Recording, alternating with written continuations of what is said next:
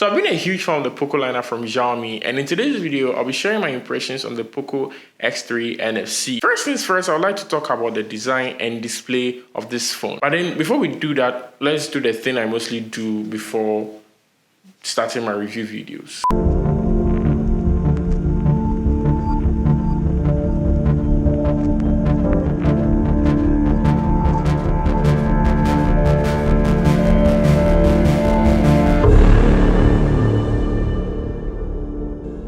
Even though this phone is made of plastic, it doesn't look or feel anything close to cheap, and I personally like this blue color on it, and I can go as far as to say this is the best color you can get on this phone. And I like the fact that the camera bump is in the middle of the phone rather than any of the sides, which prevents the phone from rocking when it's on the surface.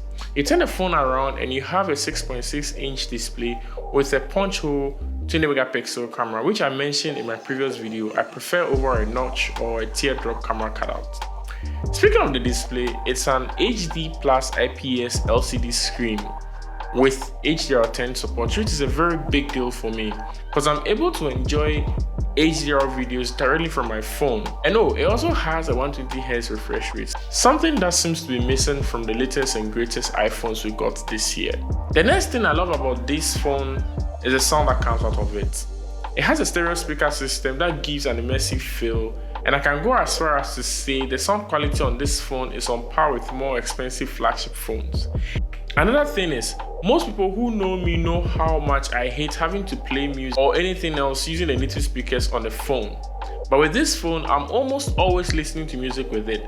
I'm even listening to music as I'm writing this script. I feel I'm talking too much about these speakers, but it's the truth, and that excites me. Next, we have the camera, or should I say the camera, because this phone has 5 of it, 4 on the back and 1 on the front. That is a 64 megapixel ultra wide camera, a 30 megapixel wide camera, a 2 megapixel macro lens, and a 2 megapixel depth sensor. Aside from the camera count and megapixels, I actually like the way photos taken with this phone stand out. And for the first time in a while, I'm actually looking for opportunities to bring out my phone to take photos of random but interesting things. And the front camera is also good. With the aid of the depth sensor, portrait photos taken with the rear camera is actually on point. I'm by no means saying the cameras on this phone are perfect. They definitely leave more to be desired. But then again, it's a mid-range device, so this kind of camera quality is expected. Last on my list is the battery life.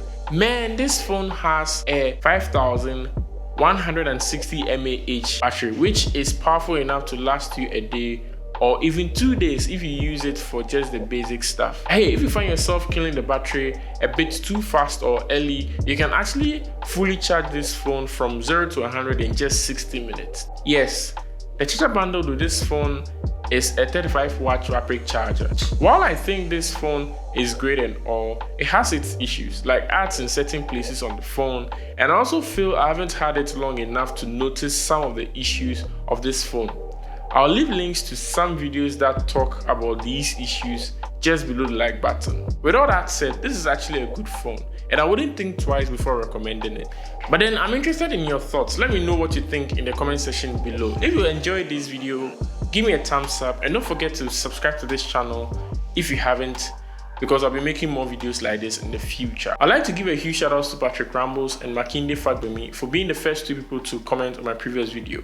If you'd like to be giving shout outs in my videos, be well to be the first 2 people to comment on my video. And to do that, you'd have to be subscribed and turned on post notifications. So yeah, with that in mind, see you guys in my next video.